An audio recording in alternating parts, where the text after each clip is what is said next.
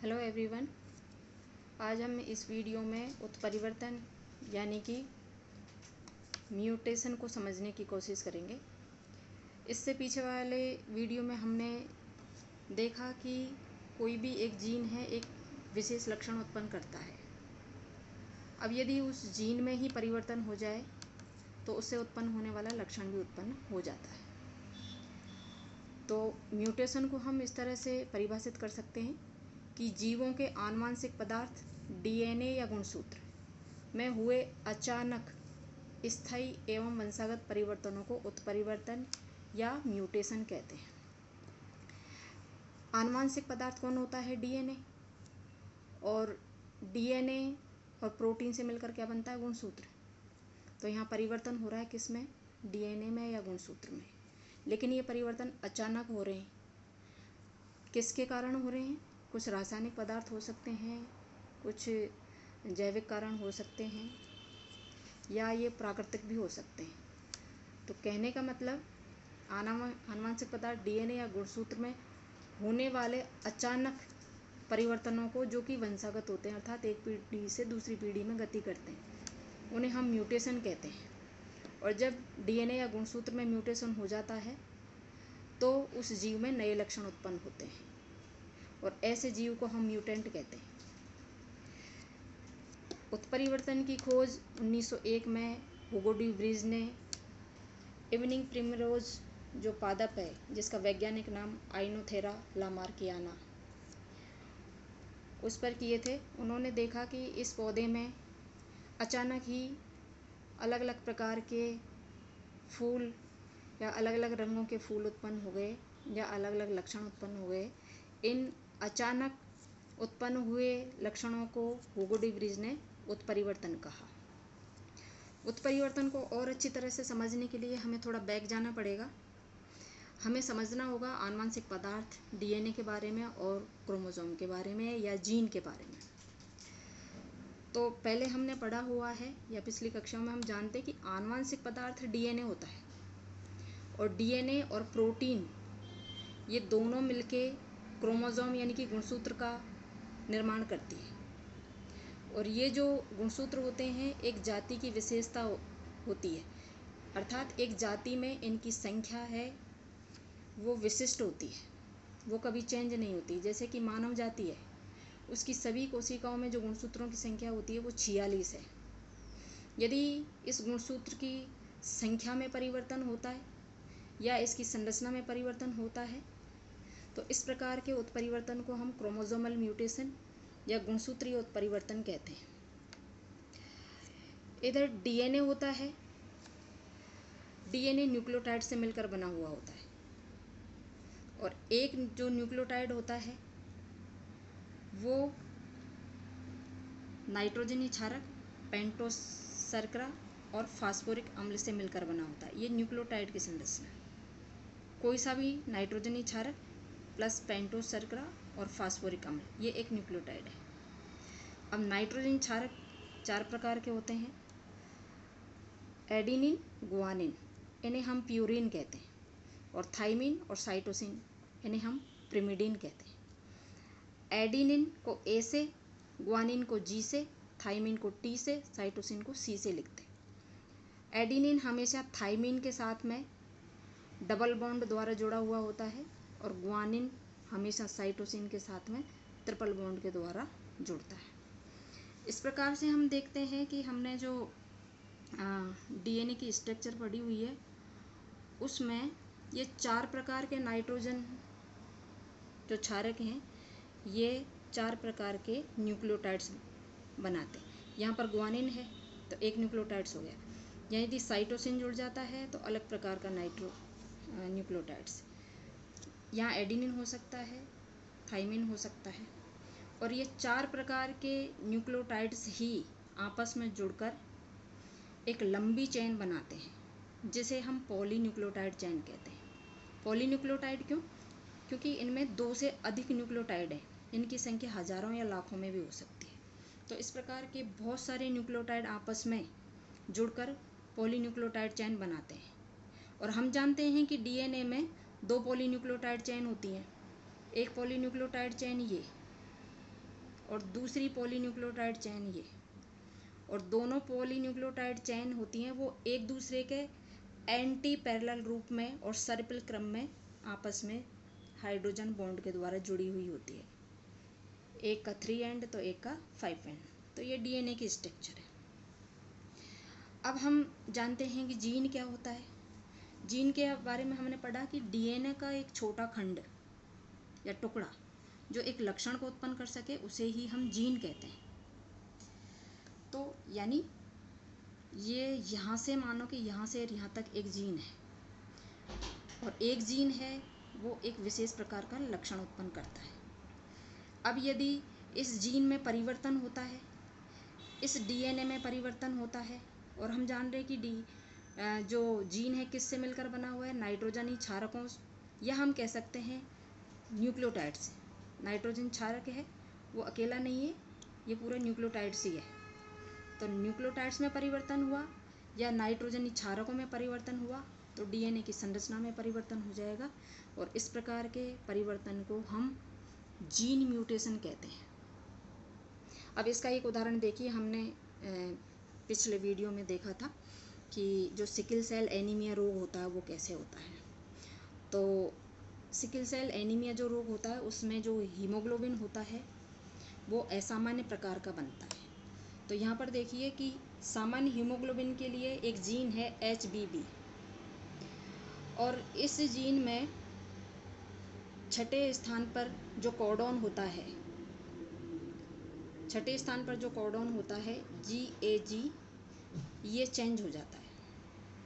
अब कोडॉन क्या होता है इसको मैं बता देती हूँ कि कोई भी 3 नाइट्रोजन क्षारक हैं, एडेनिन, गुआनिन, साइटोसिन और थाइमिन में से कोई से भी 3 आपस में 3 मिलकर एक कोडॉन बनाते हैं। 3 का ग्रुप, जिसे त्रिक भी कहते हैं, इसे आनुवंशिक कूट भी कहते हैं और कोडॉन भी कहते हैं। अगले वीडियो में इनके बारे में हम पढ़ेंगे। तो एक जो कोडॉन होता है वो एक एमिनो अम्ल को उत्पन्न करता है, और कई एमिनो अम्ल पेप्टाइड बॉन्ड द्वारा जुड़कर प्रोटीन का निर्माण करता है। तो यहाँ पर हम देखते हैं कि जो हीमोग्लोबिन का निर्माण होता है वो HBB जीन के कारण होता है।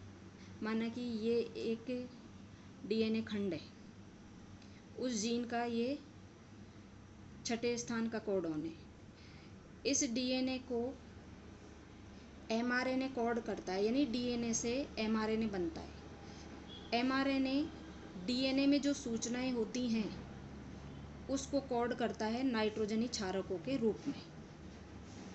अब किस तरह से, यानी डीएनए से mRNA बनता है तो G को, जो C है डीएनए खंड में C नाइट्रोजन क्षारक है, इसको कोड करेगा G के रूप में, T को कोड करेगा A के रूप में और C को कोड करेगा G के रूप में। तो mRNA में जो कोडॉन बना वो बन गया GAG, यानी ये डीएनए की सूचना इस रूप में होगी GAG। और जब GAG जो कोडॉन उत्पन्न होता है तो इससे एक विशेष प्रकार का अम्ल उत्पन्न होता है, ग्लूटामिक अम्ल। और ग्लूटामिक अम्ल छठे स्थान पर होने पर सामान्य प्रकार का हीमोग्लोबिन बनता है, जिसके कारण लाल रक्त कणिकाओं का जो आकार है वो अंडाकार होता है।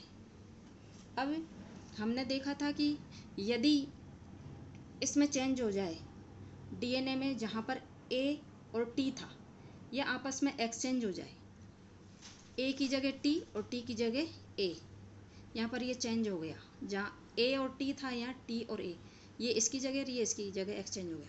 अब mRNA किस तरह से कोड करेगा, C को कोड करेगा G के रूप में, A को कोड करना चाहिए थाइमिन के रूप में, लेकिन हम जानते हैं कि RNA में थाइमिन की जगह क्या होता है, यूरासिल, तो यहाँ पर यूरासिल, और C को कोड करेगा G के रूप में। तो जो नया कोडॉन है वो चेंज हो गया, GAG की जगह हो गया GUG, और इस कोडॉन से वैलिन एमिनो अम्ल उत्पन्न होता है, जिसके कारण एबनॉर्मल हीमोग्लोबिन प्रोटीन उत्पन्न होती है, और इस प्रोटीन को हम म्यूटेंट हीमोग्लोबिन प्रोटीन कहते हैं, जिसके कारण RBC का जो आकार होता है वो सिकुड़कर हंसिया के आकार का या दराती के आकार का होता है, जो ऑक्सीजन की सप्लाई ठीक ढंग से नहीं करता।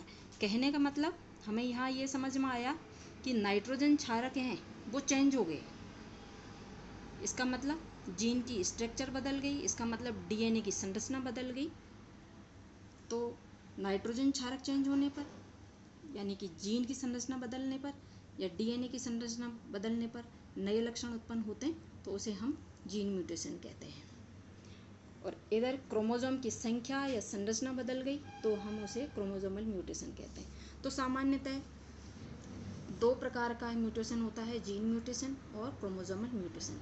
किसी भी प्रकार का म्यूटेशन हो, यदि किसी प्रकार का चेंज होता है तो नया लक्षण उत्पन्न होता है।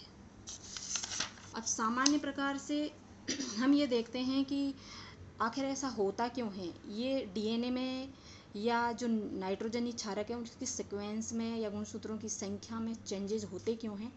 तो ऐसे कारक जिनके कारण उत्परिवर्तन होते हैं उन्हें हम उत्परिवर्तन जन या म्यूटाजेंस कहते हैं। ये 3 प्रकार के हो सकते हैं, भौतिक, रासायनिक और जैविक।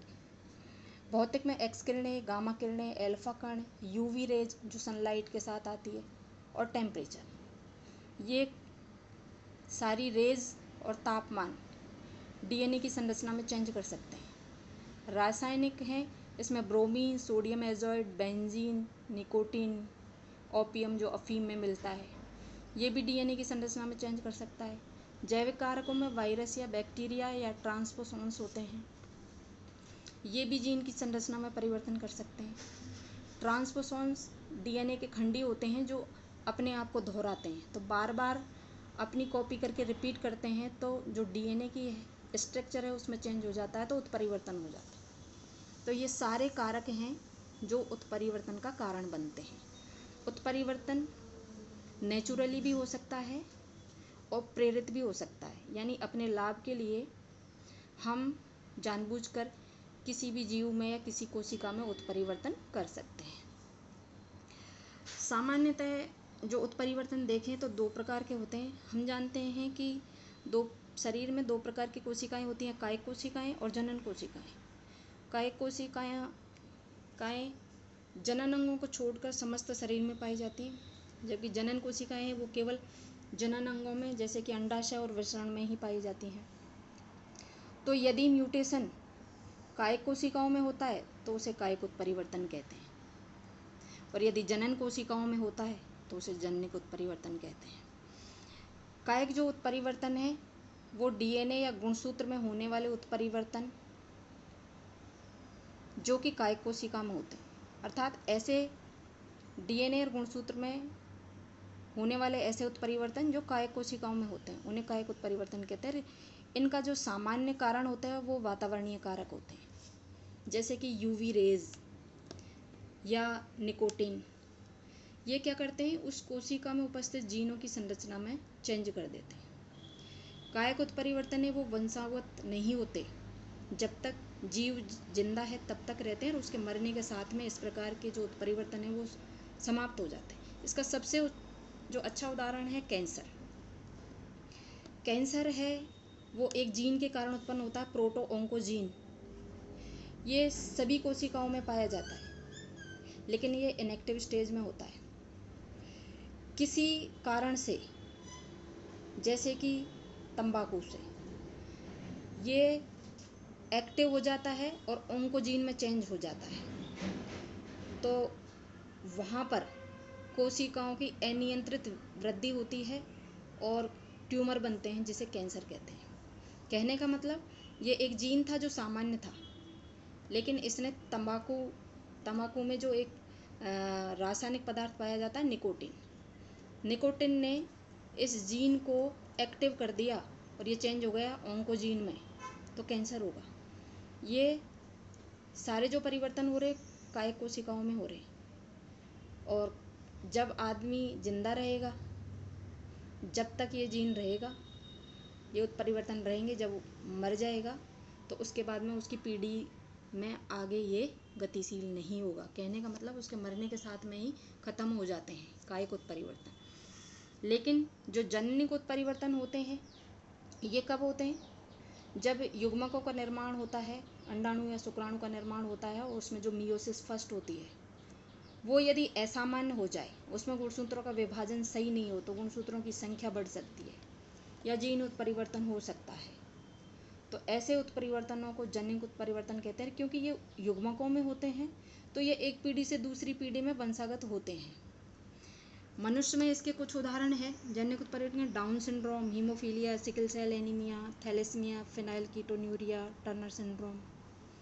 इसके अलावा डायबिटीज़, हार्ट डिजीज़, ओबेसिटी, ये भी जनिक उत्परिवर्तन के कारण ही है। इसके अलावा हमने देखा कि मटर का जो पौधा है उसमें 7 विपर्यासी लक्षण पाए जाते हैं। तो ये जो 7 लक्षण है, कोई एक विशेष प्रकार का या मूल प्रकार का जीन था, उसी में बार बार उत्परिवर्तन होने के कारण नए जीन बने, और जिससे मटर के पौधे में अलग अलग तरह के 7 प्रकार के लक्षण उत्पन्न हो गए, जैसे फूलों का रंग, लाल फूल, सफ़ेद फूल, लंबा पौधा, बौना पौधा, हरी फली, पीली फली, पीले बीज, हरे बीज। तो ये भी उत्परिवर्तन का कारण है। उत्परिवर्तन का एक उदाहरण हमने ड्रोसोफिला में देखा कि मूल जीन में उत्परिवर्तन होने के कारण कुछ ड्रोसोफिला है, उनकी आँख लाल थी, किसी की सफ़ेद, किसी के अवशेषी पंख थे, किसी के बड़े पंख। इसके और अन्य उदाहरण हम देख सकते हैं कि जो बच्चे होते हैं, कभी कभी हमने देखा होगा कि उनके 5 की जगह 6 उंगलियां आ गई, या मानव शिशु में छोटी सी पूँछ उत्पन्न हो गई, या जो बच्चा होता है उसके होंठ होते हैं वो कटे हुए पैदा होते हैं, या किसी के 3 आँख उत्पन्न होती हैं। तो ये सारे जो लक्षण होते हैं ये उत्परिवर्तन के कारण ही होते हैं। एक अलग प्रकार का उत्परिवर्तन होता है साइलेंट म्यूटेशन। इसके बारे में एक्चुअल में ये जीन म्यूटेशन है। इसमें भी क्या हो रहा है, देखो कि यहाँ पर ये 3 नाइट्रोजन क्षरक है, ए कोडॉन है ए, इससे लाइसिन बनता है, लेकिन यहाँ पर ए की जगह जी चेंज हो गया तो ए कोडॉन बन गया, लेकिन इससे भी लाइसिन चेंज हो रहा है, बन रहा है। कहने का मतलब जीन तो बदल गया, यानी नाइट्रोजन क्षारक तो बदल गए, लेकिन उससे उत्पन्न होने वाला जो गुण है वो चेंज नहीं हो रहा। इससे भी लाइसिन उत्पन्न हो रहा है, इससे भी लाइसिन, यानी फिनोटाइप चेंज नहीं हुआ। तो इस प्रकार के जो प्रभाव हैं वो दिखाई नहीं देते। अब यहाँ पर एक बात आती है कि ये जो उत्परिवर्तन होते हैं, क्या ये लाभदायक होते हैं या हानिकारक होते हैं? तो हमें ये ध्यान रखना है कि अधिकतर जंतुओं की बात करें तो ये उत्परिवर्तन होते हैं अधिकतर हानिकारक होते हैं, जिनके कारण जंतु की मृत्यु हो सकती है, या उस जंतु में या उस मनुष्य में असामान्यताएं उत्पन्न हो जाती हैं। लेकिन यदि पादपों के बारे में हम सोचें तो पादपों के लिए उत्परिवर्तन अधिकतर हानि रहित होते हैं, यानी लाभदायक हो सकते हैं। तो कहने का मतलब इस वीडियो में हमने ये समझा कि यदि उत्परिवर्तन क्या है, यदि डीएनए में चेंज हो, और डीएनए यानी कि जीन, और जीन के अंदर क्या होते हैं, नाइट्रोजनी क्षारक, नाइट्रोजन क्षारक में चेंज हो, जीन में चेंज हो, या डीएनए में चेंज होता है तो उसे जीन म्यूटेशन कहते हैं। और यदि गुणसूत्र की संख्या और उसकी संरचना में परिवर्तन होता है तो उसे क्रोमोसोमल म्यूटेशन कहते हैं। और ये जो म्यूटेशन होते हैं वो नेचुरली हो सकते हैं, रासायनिक पदार्थों से, जैविक कारक जैसे कि बैक्टीरिया, वायरस या ट्रांसपोसोम से हो सकते हैं। उत्परिवर्तन होते हैं, अचानक होते हैं, इनका कोई पूर्व अनुमान नहीं होता, ये अचानक होते हैं और ये वंशागत हो सकते हैं। अगले वीडियो में हम जो उत्परिवर्तन है इसके जो प्रकार है, जीन म्यूटेशन और क्रोमोसोमल म्यूटेशन, इसको डिटेल में पढ़ेंगे हम।